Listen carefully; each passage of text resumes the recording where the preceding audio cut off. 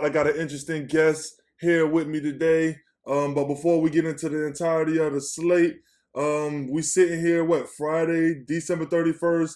It's New Year's Eve. NYE. Y'all be safe tonight, man. Y'all be safe going into the new year. I pray everybody make it into a new year. I pray health upon all of you guys. I pray prosperity in 2022. And I hope you guys find y'all direction and things y'all want to do. Right now, we up to 1,285 subscribers at 3:11 p.m. You know, we about 3.5 weeks in. This Saturday, well, actually tomorrow will mark actually the 4th week. So, you know, the RiSSky Powerhouse, we growing fast. You guys keep liking the videos, keep dropping comments or future video ideas, because those comments don't go unnoticed, and they're definitely not underappreciated. You know what I mean? I appreciate all of those things, all of the support. Like I've mentioned in the last video, we just reached the monetization point. So all of your support now actually carries a lot more weight. So keep up the likes, keep up the comments. Keep subscribing. If you guys haven't subscribed, go ahead and subscribe right now. Turn on the notification bell, get things jumping. But yeah, let's go ahead and get into the slate. Got my boy Glenn with me. Give you a little backstory. Me and my boy Glenn met at Shaw when I came to college. Yes, sir. Hey, it's just something about when you get it done. When you get it done, they take it to another level. You know what I mean? So yeah, you know what I mean. It's just good to get my boy out here, get him on the episode in the early stages of the RiSSky Powerhouse. So, you know, we take it to the moon. We're going to have these archives, man. So, Glenn, go ahead and holler at them. Let them know, man, what's up with you. I'm just going to everybody. My name is Glenn, originally from Mount Vernon, New York. Yeah, I did meet Kendall in college, a great brother of mine, and I'm lucky to be here. Yes, sir. My boy Glenn, straight out of the 914. The 914. The 914, Mount Vernon. Money earning. Money earning. Money earning. Hey, turn me up. Man. Hey, I think the energy up right now. Let's go ahead and drop a nice introduction.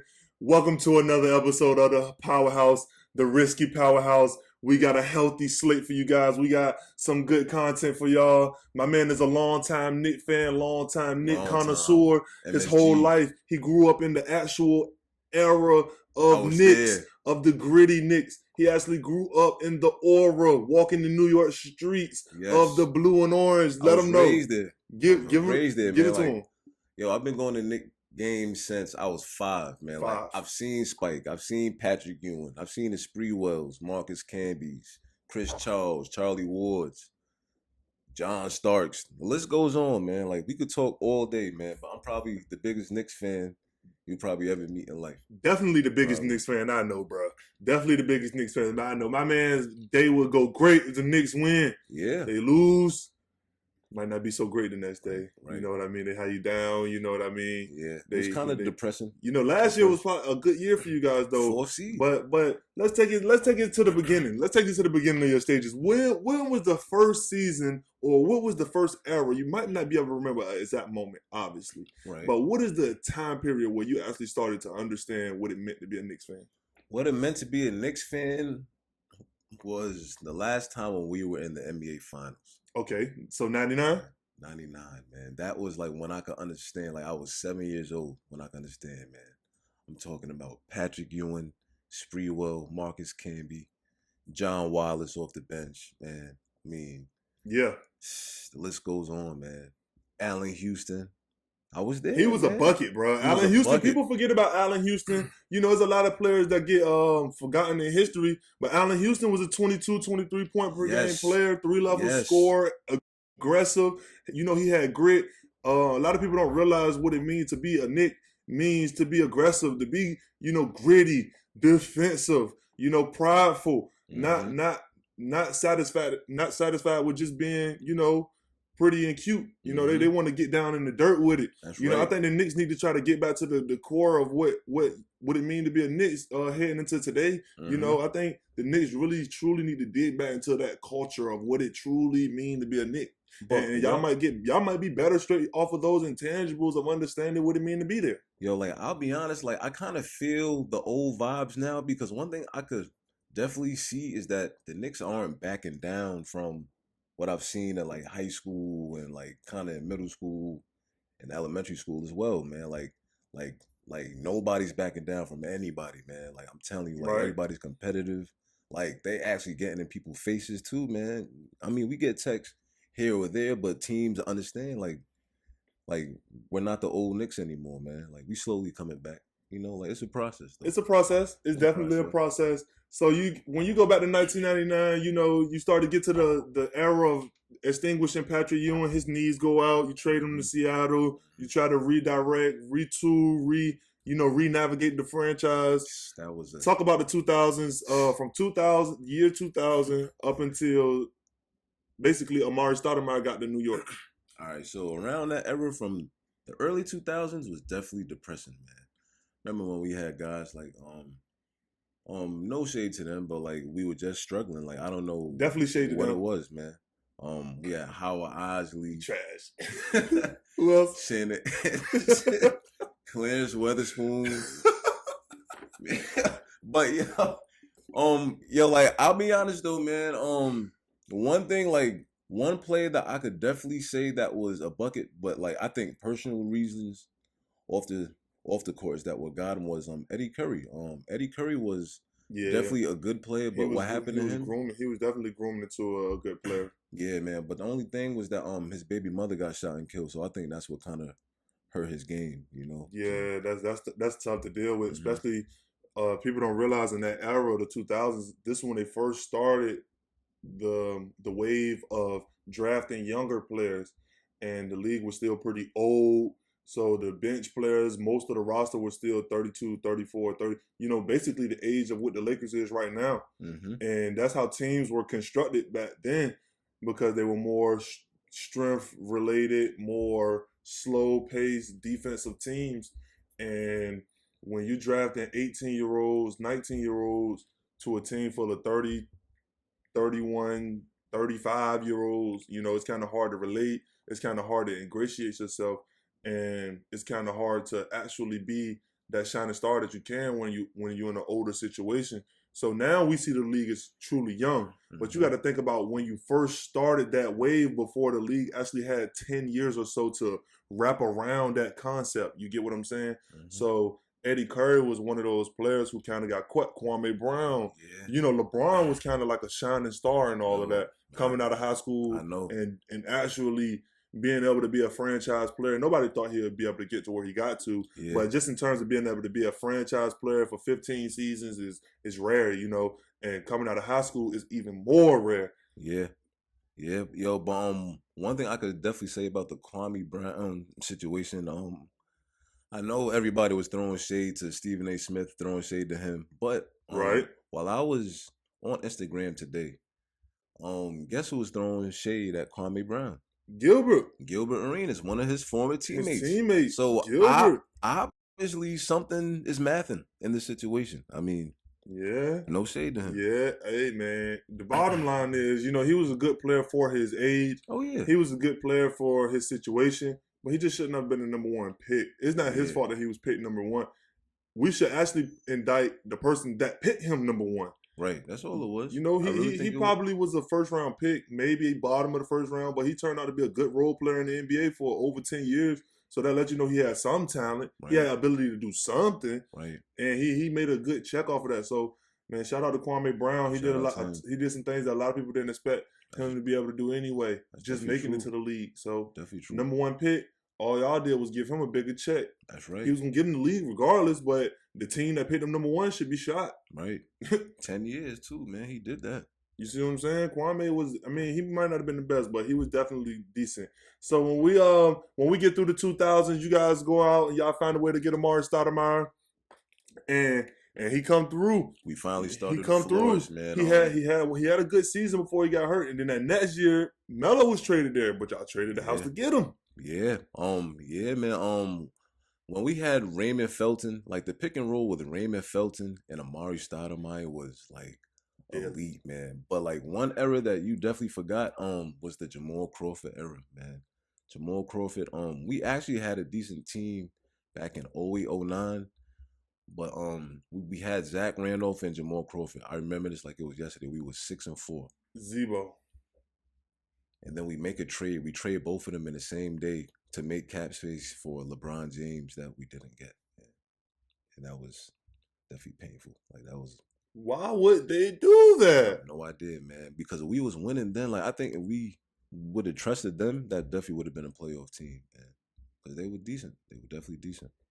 Bro, that is absolutely ridiculous. But, you know, sometimes you got to take risks. You got to take chances. And they took a chance, and it just didn't go in their favor. If LeBron come to New York and y'all run off 1, 2, maybe 3, then we'll be looking at it differently. But New York wasn't even on LeBron's radar. LeBron was either going to Chicago or Miami. This is true.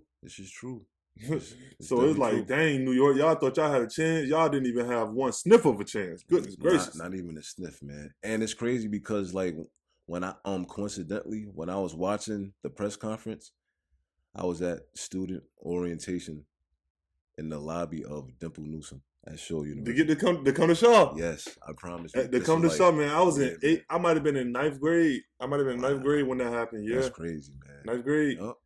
But it's crazy. It's just crazy how things transpire. You get through that though. Y'all get Amari Stoudemire, so it shines some new light. Mm-hmm. Amari, obviously not LeBron, but he definitely was a superstar player at the time. And then y'all make the trade and you get Carmelo Anthony. Yeah. When that slapped ESPN, how did you feel? This before social media was booming like this. Right. This is when MySpace and Facebook was still relevant. Before Instagram. All right, so how I felt was this, like, on paper, I was thinking, wow, we got Melo and Amari Stoudemire on the same team. Like, yo, like, I'm thinking, like, top 3 team in the East. Like, I wasn't saying championships, but I was definitely saying this was definitely going to be one of the best teams on the East. Mm-hmm. But I don't know, like when Melo came, like, the Knicks were doing good, but it's like Stat wasn't gelling with Melo, so I think that's what kind of what it was. Y'all didn't have a high level point guard, bro. If y'all would have had, picture this. Picture you trade the house for Chris Paul at the same time he get traded to the Clippers, right? Right. You trade the house for Chris Paul and Melo come the next year because he was on that expiring deal. Y'all had to re-sign him that summer. Right. So Melo just come that summer. So you trade for Chris Paul, Melo signed that summer. Now you got Chris Paul making plays for Melo, who's going to be the lead scorer. And then you got the vertical threat and Amari, who's going to be 20 and 10. Chris Paul going to be 20 points, 10 assists. But you know what's crazy? Like around that era, it was actually rumors that the Knicks were trying to get Chris Paul, but it was rumors that the Knicks was trying to get a lot of everybody, pretty much. Everybody, but it just didn't. Like, we struck out every time, man. We struck out every time. Gracious. So you get through the Carmelo era, Anthony. Y'all draft Kristaps Porzingis. He booed at the press conference. He booed when he get drafted and all those things. Mm-hmm. Melo averaging 22 points, about 6 rebounds. He's just rotting away. Y'all go ahead and get him out of there. Y'all trade him to the OKC Thunder. Y'all try to build around Porzingis, who then tears his ACL. Over and over, man. Then y'all trade Porzingis to Dallas so y'all wouldn't have to re-sign him so y'all can have cap space. We get Dennis Smith, who, I mean, it didn't work out for him. That's all I can say. Like, he was a hell of a player in college, but it just didn't work out in a Knicks jersey. That's all it was. I think it was bad decision making. I think Ntilikina, bro. I think people put a lot of stock in Ntilikina early, and he was trash. And it's crazy because we had a lot of patience in him, and, like, I didn't understand why, man. And then it's crazy because there was so much talent on the board. Like, Donovan Mitchell was still on the board. Right. Who's a New York native, man. Like, I mean, I didn't get it. I really did not understand, man. Bro, the Knicks, first of all, I don't know what to think about y'all. Phil Jackson definitely sabotaged y'all, though. Mm-hmm. He got a deep hate for the Knicks. Once y'all started paying him that check, he cared nothing about making y'all better. Yeah, like, I don't understand. Like, it was like coaching-wise, best coach I've ever seen. Phil. But as a GM, he wasn't it. That was not the recipe. Phil Jackson was sabotaging y'all, man. Yeah. It seemed like the moves he was making was like blatant moves that was like, are you serious? Are you serious? I remember y'all had Steve Novak. That was one of my favorite Knicks. Steve Novak was a hell of a shooter, man. That was one of my favorite Knicks because he one of those shooters that'll give you 3 in a row, boom, boom, boom, had a whole arena erupted. Him, Landry Fields too. Landry Fields. Bargnani. Y'all had some shooters now. Pablo Prigioni. Pablo was a 31-year-old rookie. 31-year-old rookie snapping. Spazzing. He was. Dude was spazzing out. Pablo. Mm-hmm. Shout out to Prigioni. That's the 2K12 era. Hey, Hey, I might as well go ahead and drop this plug. I've been thinking about making a 2K channel. So if y'all interested in the 2K channel, if y'all would like to see a 2K channel with content, me building teams, me doing trades, me, just give y'all some more content, drop the comment below. Fire emoji, 2K channel, whatever. But yeah, back to it. Pablo was nice, man. Pablo was nice. I used to use Pablo on 2K for sure. Who are y'all big men of that era? Tyson Chandler. Tyson Chandler won Defensive Player of the Year in the Knicks jersey, if I'm not mistaken. Tyson Chandler, y'all. Yup. Who y'all backup? Our backup back then, it's on the tip of my tongue. But one piece that I could definitely say off the bench that helped us out sometimes was definitely J.R. Smith, man. That's the J.R. Smith. Y'all had some good pieces. Raymond Felton, J.R. Smith, Iman Shumpert, Carmelo Anthony, Martin Stoudemire, Tyson Chandler, Landry Fields, Andrea Bargnani, Steve Novak. I'm trying to think of who y'all bigs was, but I can't get to it, so we're going to just go ahead and slide. So you get through that era, Carmelo Anthony, you fast forward to Carmelo Porzingis era, that kind of fold. You go ahead and get rid of Carmelo, send him to OKC, get rid of Porzingis, send him to Dallas. You guys retool a roster that ends up prevailing under Julius Randle. Y'all made some steal picks. Y'all made some pickups that was questionable. Obviously, y'all made the pickups just so y'all can have assets to be able to trade to other teams. I remember y'all had one offseason where y'all signed Bobby Portis, Marcus Morris Sr., Julius Randle.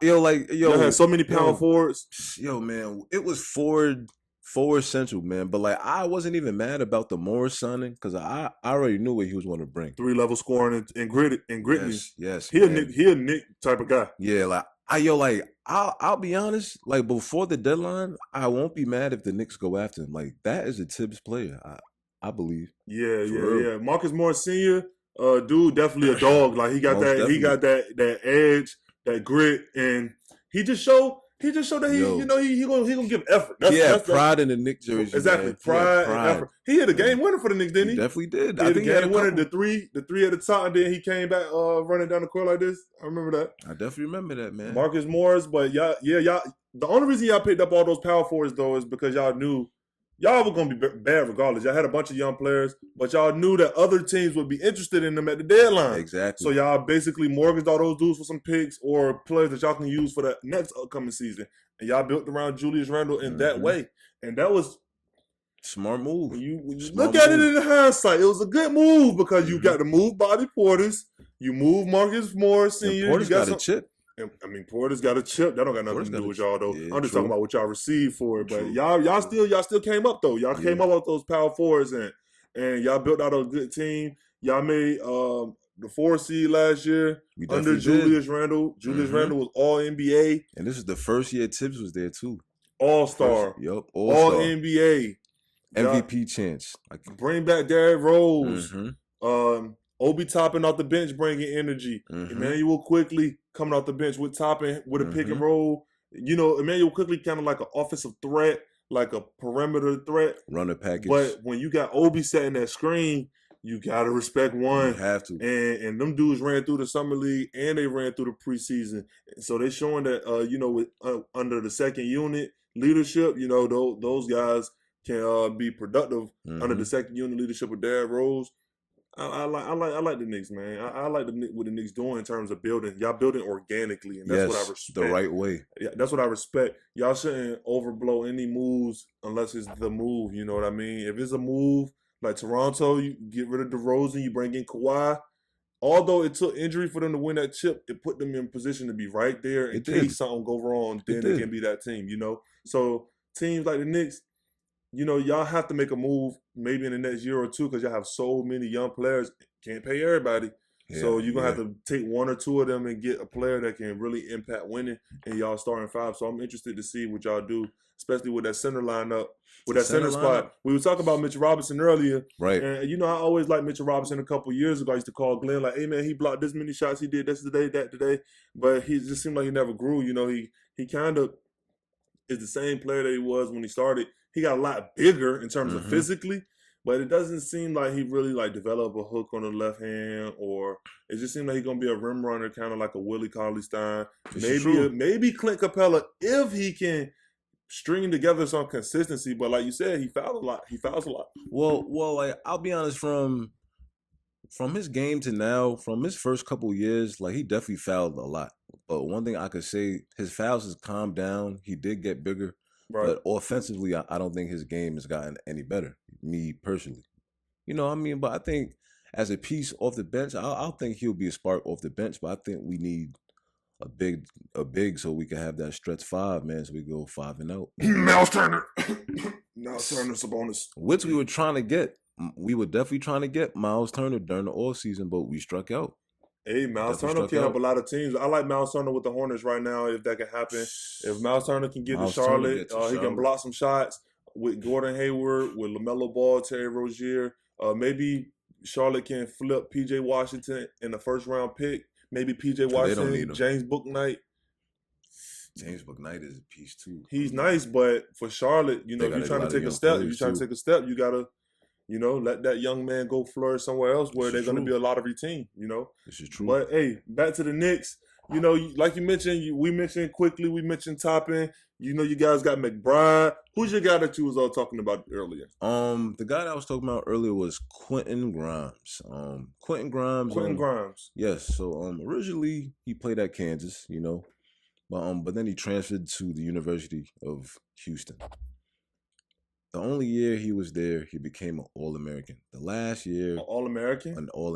The last player to do that at the University of Houston was Hakeem Elijah. Okay. Like he snapped, man. And dude is a guard, 6'5", 205 pounds. He can shoot the three. He's a 40% three-point shooter. He's 100% from the free throw right now thus far in the season.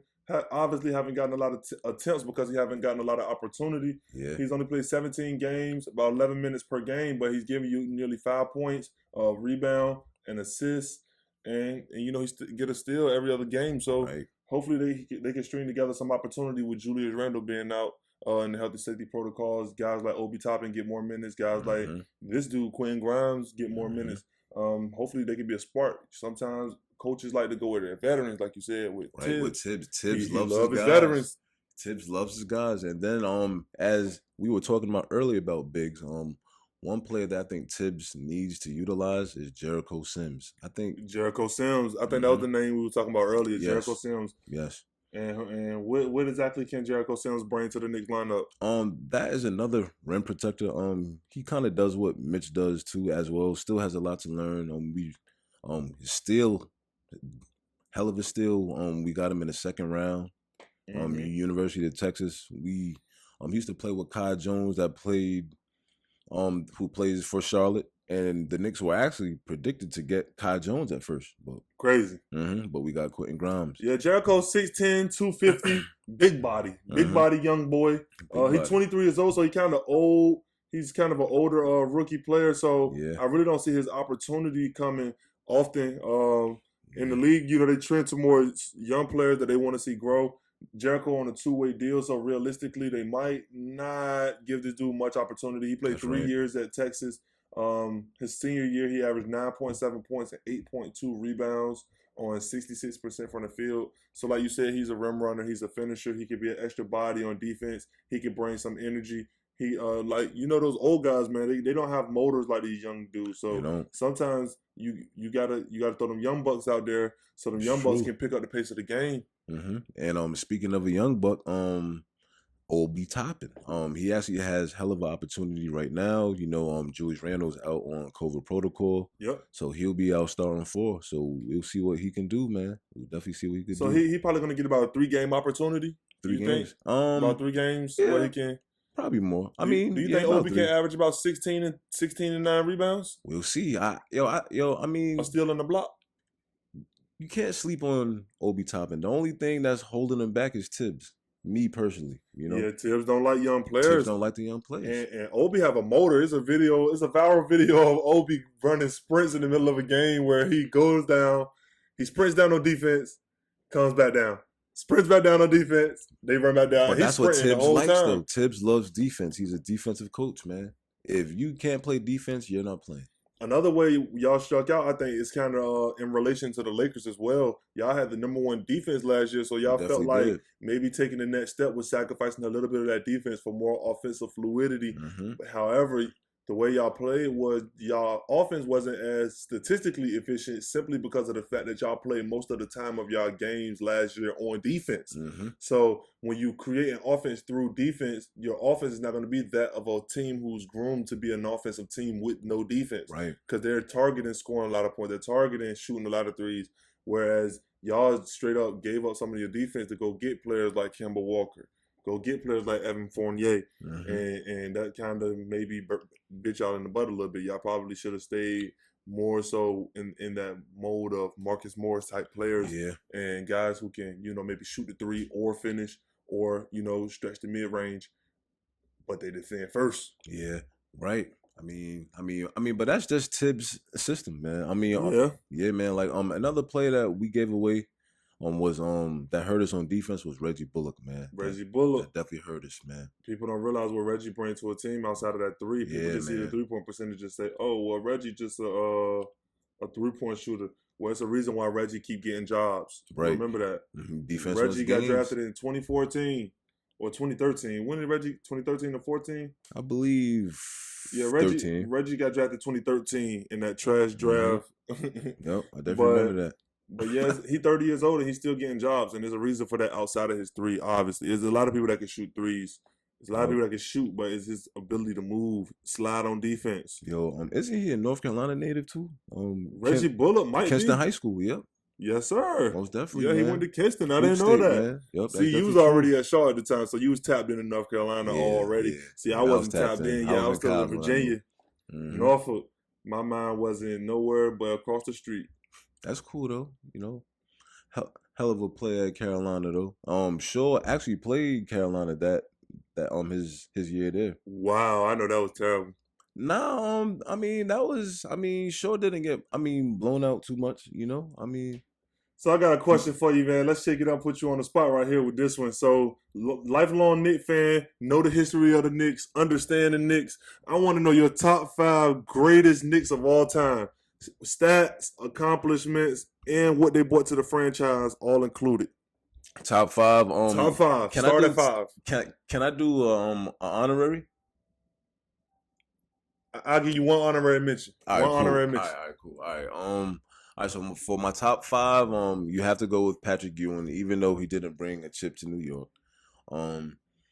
You have to bring up Clyde Frazier, 2-time NBA champ, Willis Reed. You got to bring up Bernard King, Carmelo Anthony. Hello, in the top 5 greatest Knicks? No. Actually, Bill Bradley, and then my honorable mention is definitely Carmelo Anthony. Who's Bill Bradley? Tell the people, because I never heard that name. You better school me. Man. All right, so Bill Bradley was in our championship era, man. His number is definitely in the rafters in Madison Square Garden. I've been seeing that number just waving air since I was 5 years old, man. Bill Bradley, man. 6'5", small forward named Dollar Bill. Dollar Bill was his nickname. Yup. Uncle Bobby used to remind me of his nickname faithfully back in the day. Yeah, Dollar Bill. He averaged 12, 3 and 3, 15, 4 and 3, and then 16, 4 and 4. Played the 2 and the 3. He had a great playoff run the year y'all won. He definitely did. He most definitely did. Shout out to Bill Bradley, man. I never heard of this guy, but he was a role player for the most part. He had a short career. He was a number 2 overall pick in the 1965 draft. So shout out to Bill Bradley, man. Shout out to him. You just put me onto it. He a Hall of Fame. Hey, I'm telling you. I'm telling you. He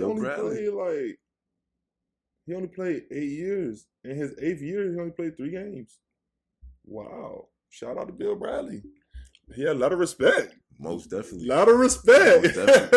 I never heard of that dude. That's crazy. Yeah, shout out to Julius Randle, man. Second team All NBA.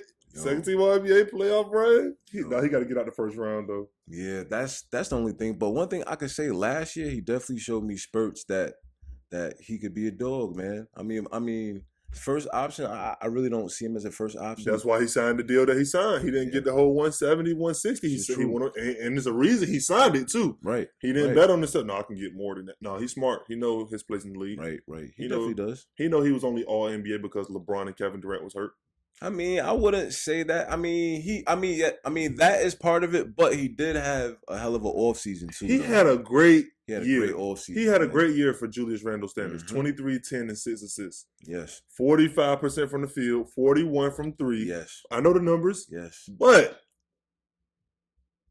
Durant played 35 games, averaging like 28, 7 rebounds, 5 assists, crazy efficiency. And we know what LeBron was doing. LeBron got all NBA last year, and he was hurt for half the year. But we're talking about the best player in the league right now, man. That's Kevin Durant. But that's what I'm saying. One of those spots would have been easily occupied if Kevin Durant just be there. That's all.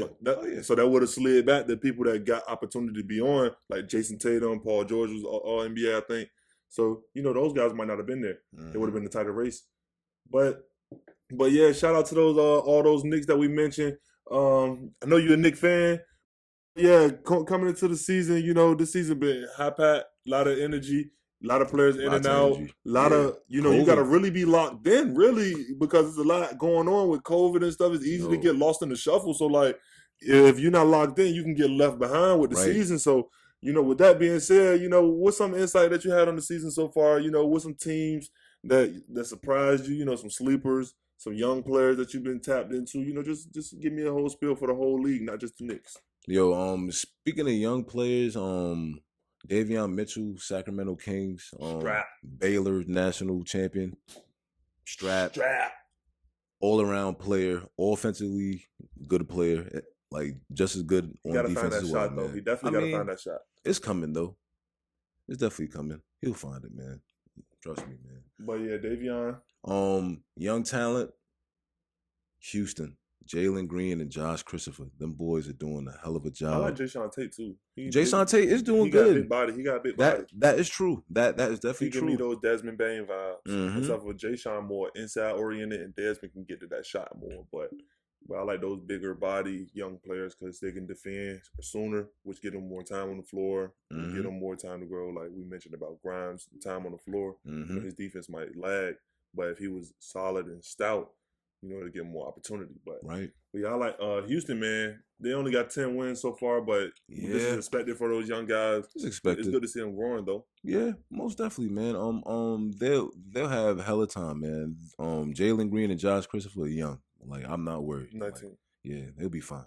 Definitely. So, so who's some sleeper team? Who's some teams that surprised you thus far that you didn't expect to be as good as they are? Some teams that are surprising me right now, besides the Knicks, because, yeah, man. I'll be honest, I didn't expect the Knicks to do as well as 4th seed. Like I was thinking at least 8th or 7th. I mean, right now we're 9th. But other sleeper teams, one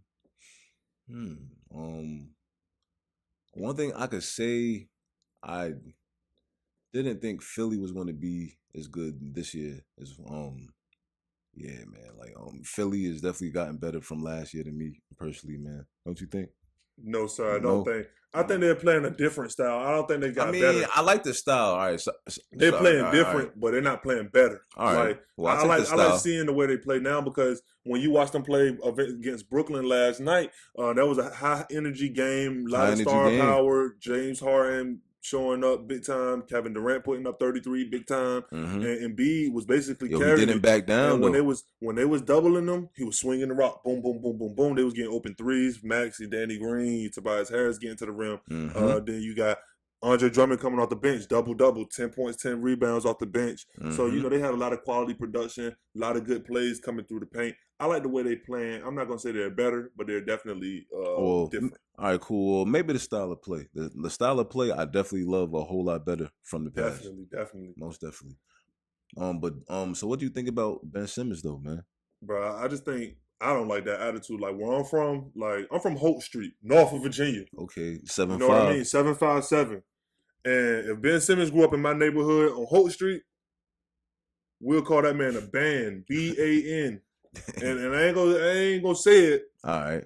But that's exactly what he is, though. Like, you can't. Well, after the show, man. Imagine this. Imagine this, right? You, Glenn, you from Mount Vernon. Mm-hmm. You came to Shaw. Mm-hmm. Imagine somebody took your printing company, right? You gave them an opportunity. You like, look, Mucka Prince. Shout out to Mucka Prince, man. Y'all tap in with my boy Glenn. Check out the description. I'm going to drop them links in the description. Y'all tap in with my boy Glenn if y'all need any t-shirts made, any hats made, any apparel. We're going to lock all that in. So, yeah. But, yeah, picture you get somebody the opportunity. You like, yo, take the printing joint. We're going to do the embroideries. I need you to do this and that and the third. I got this check for you. Boom, boom, boom. They mess up the opportunity. They take the t-shirts and they go get the whole club t-shirts. They gonna make everybody at the club t-shirts that everybody going out rapping. They don't get all the money back. You come to them like, yo, I told you to do this and that and the third. I put 4 other people on, all of them eating. All we needed was for you to do your job, and we could have put 10 more people on. Now we only can put 5 more people on. He look at you like, I feel cheated. Oh, I can't deal with y'all no more. Y'all calling me out. I can't deal with y'all no more. Y'all calling me out. What type of stuff is that?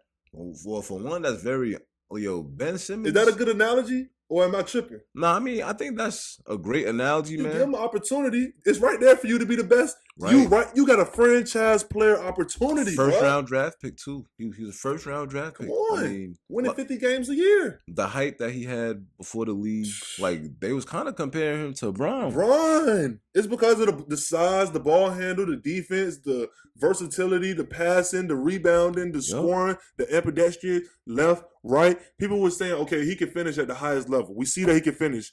He can pass and rebound, and he can defend 1 through 5 because of his switch ability. Okay, if he starts to develop a jump shot, maybe in the next 7, if he start working today on the jump shot, maybe in the next 7, 8, but he should have been years working on the jump shot a long time ago. Bron was shooting jumpers since he got in the league. Oh yeah, of course. Bron knew his jumper wasn't the best jumper, but he knew he had to shoot the jumper to be a complete player. But he worked on it though. And then now look at him. He popping 10 threes a game. Year 19. But it takes time. Like some players just never gonna be good shooters no matter how much they practice. Like Russ.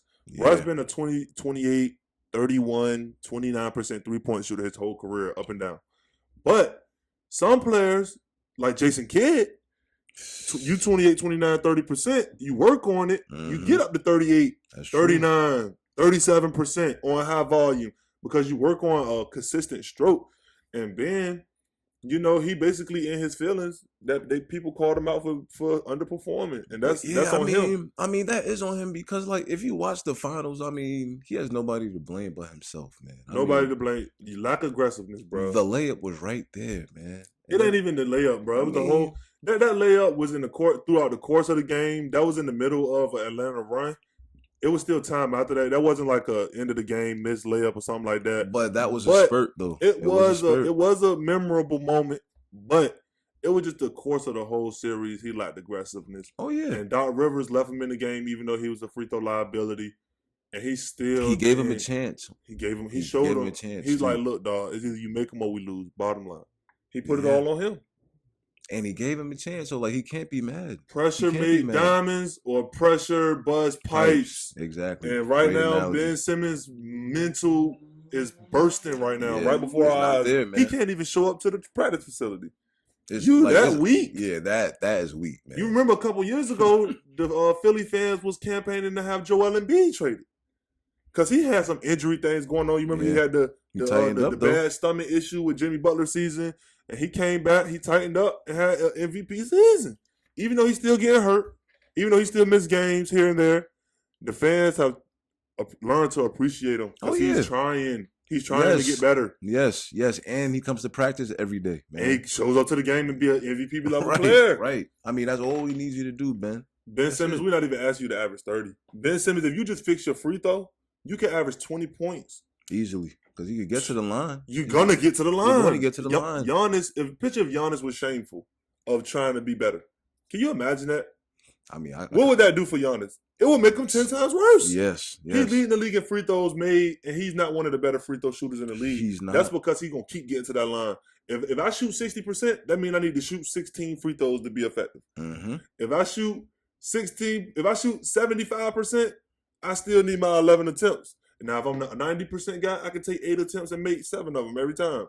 But the fact of the matter is, that's not me. So I got to be aggressive all game. so I can make as many free throws as guys like James Harden, Trae Young, and all those guys that shoot a high percentage. So yeah, man, there's a lot going on in the league. You know, we getting to the cusp of the All-Star break. Guys getting Trade around the deadline. 35 game mark, 40 game mark. So rookies about to start hitting that wall. Lists about to start dying out. Those older players for teams like the Lakers, you know, those older lists about to start slowing down more and more. So with the trade, you know, the Lakers traded Rajon Rondo today for Denzel Valentine. They're expected to waive Denzel Valentine's contract so that they could probably sign Stanley Johnson or Darren Collison. I hope they sign Stanley Johnson because he's a bigger body. He played a 3, he played a 4, and he defends guards. That's a big part of it. He defends guards, right? So with him being able to defend guards and forwards, Stanley might not be the best shooter, but he can uplift the level of floor play for the Lakers.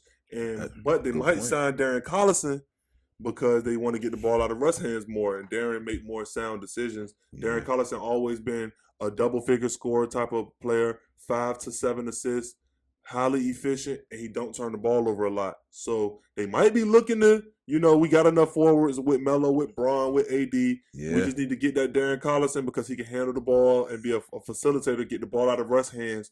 And, you know, Darren can make plays for Russ slashing to the rim, for AD in the lobs, and for LeBron to score anywhere on the floor, pretty much. That's definitely a hard choice for LA, but I'll go with defense. I'll take Stanley Johnson. Yeah, I was just thinking that, man. I was definitely just thinking that. I'm definitely taking Stanley Johnson in that, man. And he's 25 years old. Y'all need youth. You need somebody you need a workhorse that you can throw out there to guard the best player for 30 minutes. Yes, and he's one of those type players. And he was a lottery player too that didn't work out in Detroit. So with that being said, he have a high ceiling and he's young. And he can bring an element to where maybe, you know, he's just appreciative to be back in the league. Y'all gave him an opportunity. He signed a 2-year deal for maybe $5 million, $6 million, a low deal where he can bring a lot to the team, but at a small value. You know what I mean? Just like they did with Kendrick Nunn. And I was the Lakers. I try to figure out a way to flip Kendrick Nunn, Trevor. All of those guys that haven't played yet. Kendrick Nunn, Trevor Ariza. If I can flip those guys for younger people, send them. I'm getting some young legs. Yo, man, and I actually depended on Kendrick Nunn coming off of the bench, man. But it's like, yo, I mean, like we can't even use you. He been hurt. So yeah, man. So a lot moving forward towards the All-Star break. It was a pleasure having you on the show, Glenn. Man, thank you, I'm glad we had this opportunity early. Like I said, I'm gonna drop all the tags in the description. For the Mucka Prince, LLC, printing company, and all of those things. So yeah, man, y'all tap into my boy Glenn, man. We out here doing positive things. We uplifting the community. We uplifting the youth. We giving back to everybody that gives us. You feel what I'm saying? We giving it back not only to you, but to your kids, to your cousins, to your aunties, to your uncles, to your grandparents. We trying to spread the culture throughout the course of not only ourselves, but throughout the course of our community. So, you know, we got big things coming in the future. Most 2022, definitely. we brewing up some things. You know, we collabing with some things. I hope we can get another episode in. I'm glad this is the final episode of 2021. Glenn was able to be a part of that. You know what I mean? Thank y'all for all the support. I appreciate y'all for, you know, sharing and all of those things like I mentioned before. Like the video if you've made it this far. Drop a comment if you've made it this far. Hashtag RiSSky Powerhouse. And subscribe if you have not. Hit the notification bell so you can be notified when I drop content. Yo, it's the RiSSky Powerhouse. Hey, yo, Glenn, we out here, bro. We out, man.